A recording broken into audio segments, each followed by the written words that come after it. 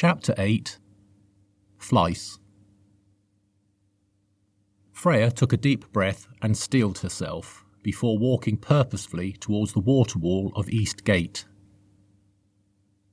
To anyone unfamiliar with such things, it would have looked as though Freya's determination was bordering on madness as she strode headlong into the wall, but, before she could hit it, the water parted and let through Freya, Gio, and even Requiem, who were following jovially close behind. Urasil was not so lucky.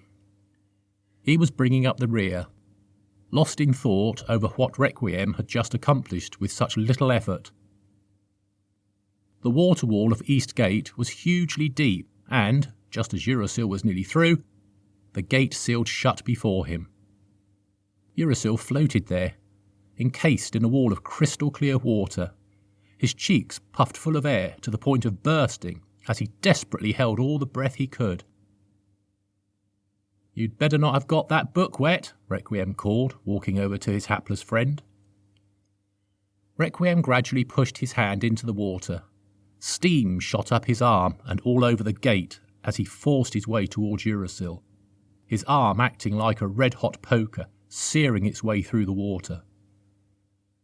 Once Requiem had a grip on Urasil, he channeled even greater energy down his arm. The water bubbled ferociously, as if boiling, until a great explosion of steam burst a large hole in the gate. By the time the water had sucked itself back in and been replenished, Urasil had been pulled clear and was as dry as a bone. Although, if his body was intact, the same couldn't be said for his mind, as he touched his face and patted his body nervously. "No, not burned. No scald marks," he muttered before having an epiphany. "Oh, wait! That can only mean I'm dead, aren't I? That's why I seem to be fine. It's because I'm not fine. I'm dead. Requiem parboiled me, and I had so many books to read." Although the water wall was perfectly clear, it was hard to make out the grounds of East Gate due to its ripples and sheer density. Now that they were inside, Urasil came to realise just how breathtaking it was. A crystal path with jets of deep red fire, followed by bright blue water running alternately along its edge, led to the giant glass pyramid with its 4 glass obelisks. Large silver sculptures, including one of DNA and another of atoms, impressively punctuated the perfectly manicured lawns and hedges which covered the land as far as the eye could see. Some of the sculptures even moved, including one of a perpetually self-fulfilling stream that appeared to flow down, as well as back up, in a mind-bending cube shape. As they stepped onto the crystal path, the jets of fire and water shot into the air and met in an arch. Steam cascaded down from the peak of the arch where the fire and water met. Some would say this gave the walk a mystical feel. Others would say it was good for the skin and muscles. Urasil, on the other hand, felt it to be an eerie sign and feared for his life. He was sure that if he avoided getting set on fire, he was going to be steamed once more until he beat a hasty retreat. He knew, however, that he couldn't follow his moment of delirium with a show of cowardice. Swallowing his fear, he started bravely, if a little tentatively, along the crystal path, looking out for signs of the next trial he would no doubt have to endure. Gio reached the apex of the arched path before the others and decided to stop and take in the view. As he moved to the left-hand side of the path, a row of fire and water jets subsided, and a wall of crystal rose just high enough for Gio to lean on and take in the scenery. Although this was far from his first time in Eastgate, every time he visited it, Gio was totally blown away by what he could see. The courtyard, full of bushes and trees from around the world, was nothing special in itself. What set the Eastgate courtyard apart was the fact that vegetation, which needed a cold climate, sat next to vegetation which required a tropical one. Each tree had its own microclimate if it wasn't suited to the natural weather of the four gates. Some had a constant flurry of snow falling upon them, which settled on the leaves. Others had rain, and others still were haloed in brilliant light. Gio looked admiringly beyond the courtyard to what appeared to be a large metal and glass sculpture of the DNA double helix soaring into the sky.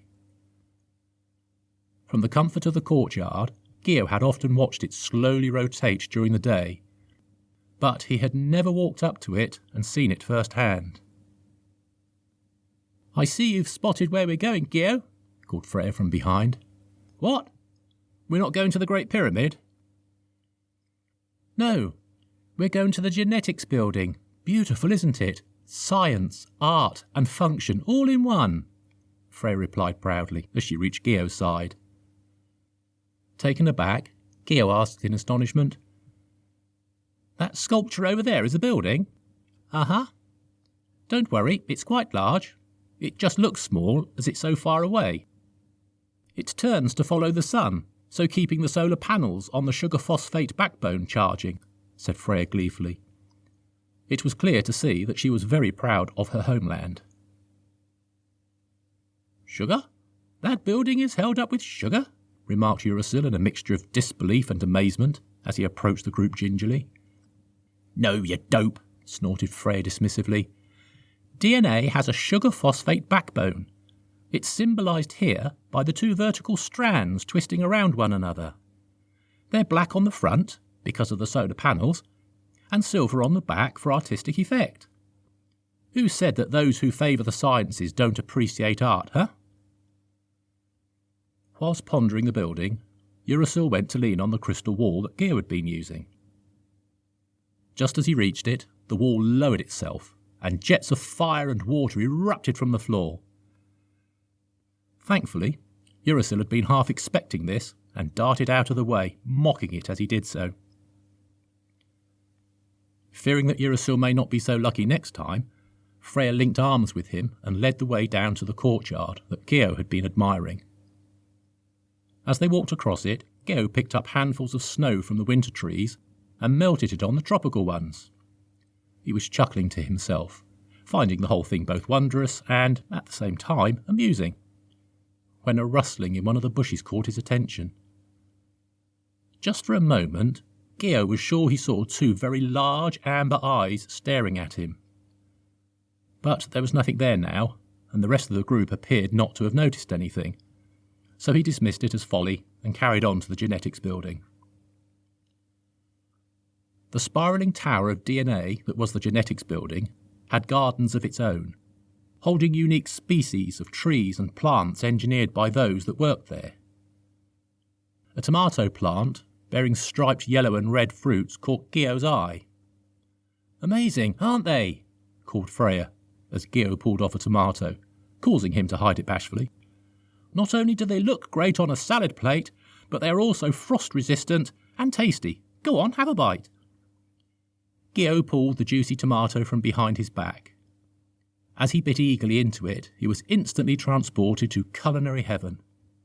"These are marvellous," he called as he waved the half-eaten tomato in the air, spraying juice and pips everywhere. "You'll have to come over for a salad one day. I've got blue lettuce and polka-dot pickles to go with it." Gio was aware that he was in very risky territory here. He knew that if anyone could ruin a salad, it would be Freya. But at the same time, it was very unwise to let such a thought be known. He replied with undercooked enthusiasm, "Great, sounds interesting." Requiem's attention was also captivated by food, but he held no fear of Freya ruining this one. He was looking at a nearby tree bearing perfectly straight bananas, hanging in rings of red and yellow. Gio saw his chance. "Hey, Freya, Requiem could come over too, and you can make a banana split." "Great idea," beamed Freya as she bounced cutely on her heels with her hands clasped behind her back. Urasil chuckled at the deathly look Requiem gave Gio, but, sadly for him, he didn't realise he was standing next to a chili plant whose chilies were so hot they glowed.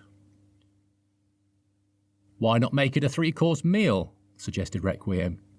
I'm sure you can do something with those chilies over there and make a main, then Urasil can join too. Oh, we don't tend to use those chilies to eat, Freya said as she walked over. They glow because they have a firefly gene in them. If you liquidize it, the heat of the chili plus the light makes them ideal for flushing through systems you want to clean and see where you reached. Most people use it to strip engines as parts that don't glow haven't been cleaned, so you know what you've missed. Looking up, Freya pondered. Saying that, I do have a chili con carne recipe I've been meaning to try. Swiftly turning the attention away from food, Gio moved towards a twiggy bush that held a solitary flower. Each petal on the large flower sitting in the middle of the bush was a different colour. As Gio got closer still, the flower span, blurring the colours white until it came to rest. Gio was remarking on how amazing this all was when he was distracted once again by a rustle. This time, the noise came from the bush right in front of him. Gio had no need to peer into it to see what had caused the disturbance. He could now clearly see two large, orb-shaped eyes staring back at him. If this wasn't unsettling enough, each of the eyes had two cat-like pupils. Hesitantly, he looked closer. Gio's shadow caused one of the pupils to spring wide open, whilst the other pupil on the same eye, which was sitting in the light, remained contracted to a narrow slit. Gio turned to get reassurance from Freya that this wasn't an engineered beast that was going to devour him. But he couldn't see her. He couldn't see Requiem or Urasil either, for that matter. All he could see were hordes of eyes in the bushes. Some red, some green, some a patchwork of multiple colours. Some eyes were in bunches, which either meant that the animal was very small but had large eyes and they were clustering together, or it was one animal with many, many eyes. Gio began to notice that they were more than just eyes taking an interest in him. All manner of accentuated sensory organs, including large ears, noses, tongues, and something Gio couldn't quite figure out, started appearing from the bushes and trees all around him. Gio was spiralling into a state of panic. He didn't know where to turn as everywhere had eyes, and they were all staring at him. Sweat began breaking along his brow as he turned this way and that, desperately searching for a gap in the wall of analysis that surrounded him. Just before he collapsed in fright, the rest of the group reappeared from the tour Freya had taken them on, chatting as though everything was normal. Couldn't you didn't see? The eyes? The eyes? Noses, ears, tongues, everywhere, eyes, all staring at me, stammered Gio. Requiem looked condescendingly at Gio. There. We know that you like to be in the limelight, but getting attention from bushes now, that's far too much. But look! Gio turned around to reveal all the creatures that had been staring at him, but all he could point to were exotic bushes filled with ornate flowers. And I thought I was going to be the one to crag here, muttered Urasil dubiously. Freya chuckled. Don't worry, Gio. You're not going mad. They're the Watchers of East Gate. They've been following us and growing in number since we entered. They're engineered to make a sort of network. There are many different types of Watchers, each with different sensory abilities. The more unusual you are, the more they call to each other to analyse you. Not just how you look, but how you smell, taste, sound, and radiate. They then come to a collective decision about you, and that decision dictates what you are and are not allowed to do whilst you're here. It only took one Watcher to scope out Urasil and decide he can touch nothing. It didn't even need a visual Watcher to see Requiem. The one that can pick up on a person's vibes knew to give him a wide berth. They all know me, so that leaves you. And boy, were you giving them a run for their money. It would have been all right if you'd stayed in the courtyard like you usually do. But by coming so close to such a sensitive building, you've entered a whole new level of security.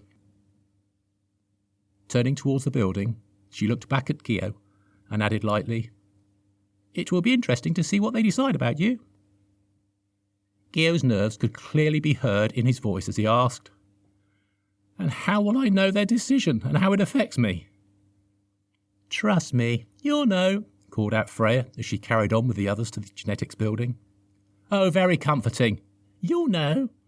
Say I know by coming to a horrible demise. Information that would have been handy before I got in this deep, grumbled Gio to himself as he followed on behind. Once Gio had finally joined them at the foot of the left-hand spiral of the genetics building, Freya cast a hand over the flawless wall of silver in front of them, and an opening melted into view. This way, said Freya cheerily, arm outstretched proudly. As Gio went to follow them in, he heard a rustle from behind and span around just in time to catch hordes of eyes darting back to the bushes and tongues tasting the air. Yeah, watch out you watchers. I've got my eye on you too. All two normal ones, he shouted into the garden. Once Gio was inside, the silver wall melted shut. Requiem couldn't help but comment on the decor of the small box they found themselves in. Smooth, deep red walls. Easy clean black floor. Oh, and yes, same ceiling too. Two sturdy black handrails, Let me see. A light that seems to be emanating from nowhere and everywhere, but no bulbs to be seen. Again, all very wiped clean. Yep, this box is definitely an experiment. One intended to make you sick. Am I right? Wales is everything so garishly coloured and wiped clean. You know, the top could quite easily be the bottom. Are you going to spin us around until we vomit? See who's got the strongest constitution? Urasil went green at just the thought. His stomach had been making unsettling noises ever since he entered Eastgate. If this was an experiment on vomiting, he was about to provide results on an unprecedented scale. Well, we're about to see, said Freya calmly as she reached out for one of the black bars. Hold on. The sound of energy could be heard building all around them. Urasil needed no further warning and wrapped himself around the bars. Gio followed Urasil's lead and, deciding that this was no time to be manly, wedged himself into a corner. Requiem, on the other hand, was quite intrigued by the whole affair and casually put his hands in his pockets as he looked up. Bam! The box shot up and to the right. This was no experiment. It was a lift that followed the DNA backbone, twisting and spinning as it did so. Although the results might not be far off what Requiem was expecting with Urasil inside. The lift was never vertical or horizontal, but flew elegantly and wickedly at a near 45-degree angle into the sky. The sounds of pure energy and rushing air were quelled by cheesy elevator music. It's good, this. How many base pairs are we going up? Asked Requiem with a smile, still unaffected by the forces in the carriage, as he gently bobbed his head to the cheesy music. 28, replied Freya, equally calmly, as she too bobbed to the music. In a jittery voice, cowering on the floor and holding on to the bars for dear life, Urasil called, Give me the monolith any day. My innards are falling out of my bottom. I don't know what's worse, the G-forces or this music. I think I'm going to be sick. I second both those motions, chipped in Gio, who was turning slightly green. The lift glided to 90 degrees and settled to a gentle and complete stop. With an old-fashioned ring of a bell, the doors opened, and both Gio and Urasil flopped out onto the floor. Requiem and Freya stepped over them without concern and started down the corridor that connected the two backbones. Urasil opened his eyes. He was face down on the floor and was not comforted by what he saw. Oh, no, not a glass floor, he moaned. We're so high up. My legs are like jelly as it is. I'm going to turn to utter mush at this rate. It's worse than that, my friend, said Gio as he mustered himself. I think I'm going to have to scrape you up and carry you in a bucket. The whole corridor is glass. Floor, walls, ceiling, the lot. Walking over to the outside wall and shielding his eyes from the sun, Gio added anxiously, Oh, and you're right. We're very high up. I can see my house from here. Gio didn't share Urasil's fear of heights and was enjoying the panoramic views, not only of Eastgate, but of all the lands around them. Eastgate just never ceased to amaze him. Urasil, on the other hand, was taking Gio's advice and slowly turning into vertigo-induced mush as his arms gave way and he once again collapsed in a heap on the floor. "Can you scrape Urasil off the floor?" called Requiem, who was halfway along the vast corridor. "We haven't got all day, and who knows what he'll be like if we're up here when it gets dark." Gio looked down at his hapless friend. "I suppose Requiem has a point.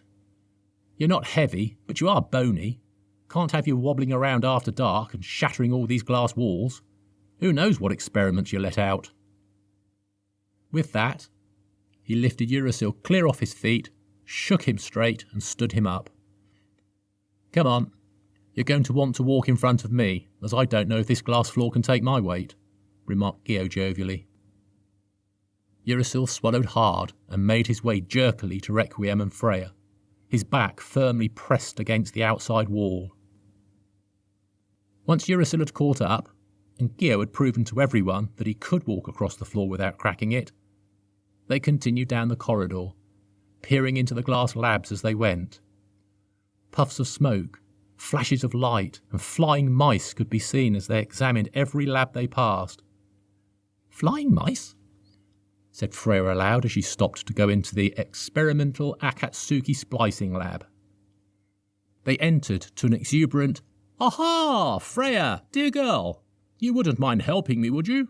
I appear to have lost a flouse.